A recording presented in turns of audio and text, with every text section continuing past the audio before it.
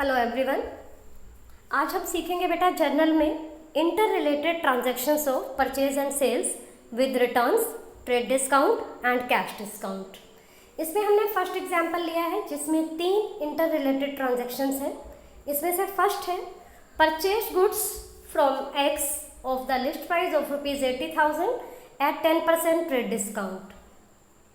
80,000 का goods list price पर, 80,000 जो है वो लिस्ट प्राइस गिवन है, 10% ट्रेड डिस्काउंट पर परचेज किया है एक्स से। अप्रैल 3 को return goods to X, X को ही गुड्स रिटर्न किया है बेटा, अभी एक्स से परचेज किया था, अब उसी को गुड्स रिटर्न कर दिया of the list price of ₹10,000। यहाँ भी लिस्ट प्राइस गिवन है। इधर एक इम्पॉर्टेंट बात है कि जब गुड्स परचेज किया था वो 10% डिस्काउंट पे था, तो जब रिटर्न होगा उस समय पर भी 10% डिस्काउंट के साथ ही माइनस होगा, वो मीन्स डिस्काउंट लेस होगा रिटर्न करते समय भी। इसके बाद अप्रैल 8 को paid cash to X ₹60,000 in full settlement of his account.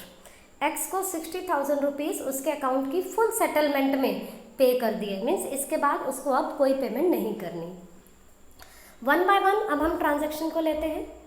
सबसे पहली बात, फर्स्ट ट्रांजैक्शन गुड्स परचेज किया है, simply you can do the entry कि purchases account debit to x.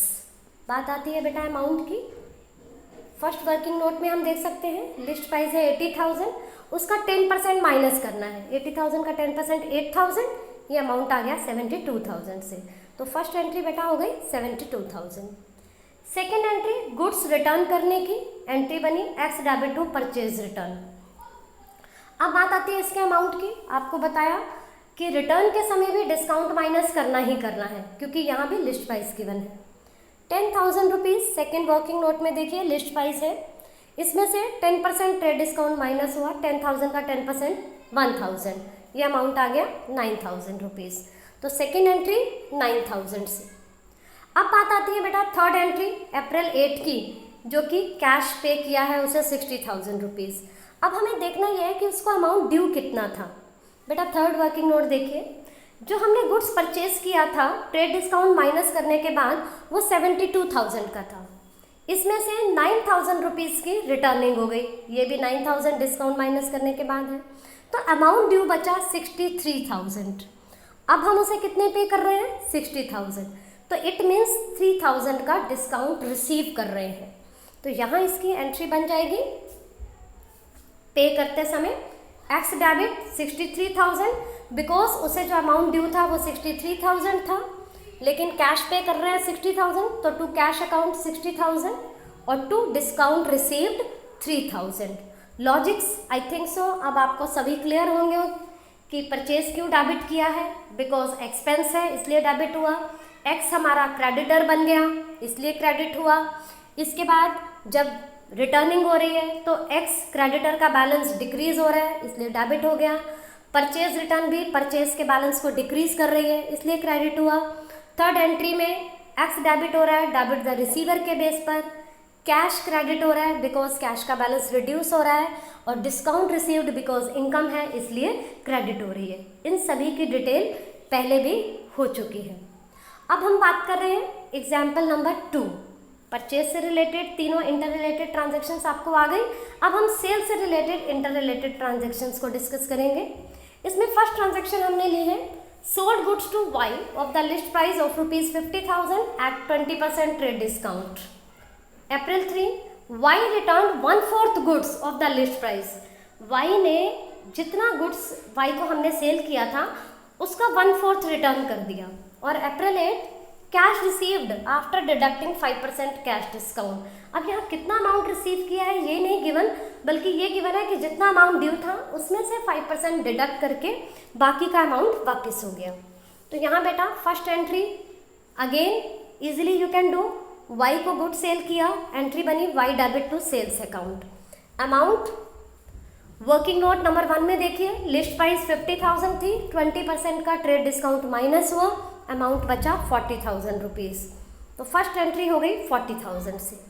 Second जब अमाउंट वापस हो रहा है उसे, एंट्री तो बन जाएगी हमारी sales return account debit to Y 10,000 rupees से।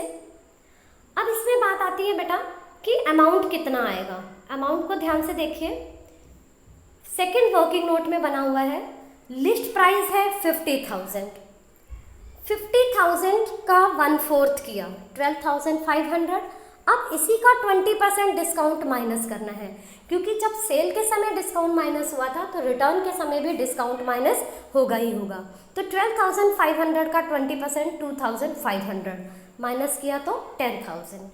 इसका एक अल्टरनेट तरीका भी है कि जब हमने पहले वर्किंग नोट में डिस्काउंट माइनस करने के बाद अमाउंट कैलकुलेट कर लिया था 40,000, अब 1/4 गुड्स जब रिटर्न हुआ है तो डायरेक्ट 40,000 का भी 1/4 हम कैलकुलेट कर सकते हैं 10,000। अब यहाँ पर डिस्काउंट माइनस नहीं करना पड़ेगा, क्योंकि हमने ये जो 40,000 लिया ये डिस्काउंट माइनस करने के बाद का अमाउंट लिया था। ठीक है, तो इट मीन्स बेटा जो सेकेंड एंट्री आपकी हुई वो हो गई 10,000 रुपीज़ से। अब बात आती है थर्ड ट्रांजेक्शन, जो कैश रिसीव हुआ है 5% डिस्काउंट माइनस करने के बाद। तो थर्ड वर्किंग नोट में हम देखेंगे जो सेल हुई थी 40,000 की, रिटर्निंग हुई 10,000 की, जो अमाउंट ड्यू बचा था वो बचा था 30,000। अब ये 30,000 का अमाउंट 5% डिस्काउंट के बाद मिला है, तो 30,000 का ही 5% कैलकुलेट किया, 1,500 माइनस करके अमाउंट आ गया 28,500 रुपीज़।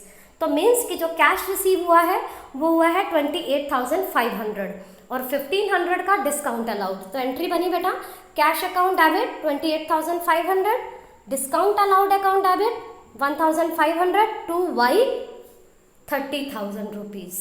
तो जितना भी अमाउंट ड्यू था वो 5% डिस्काउंट के बाद रिसीव हो गया।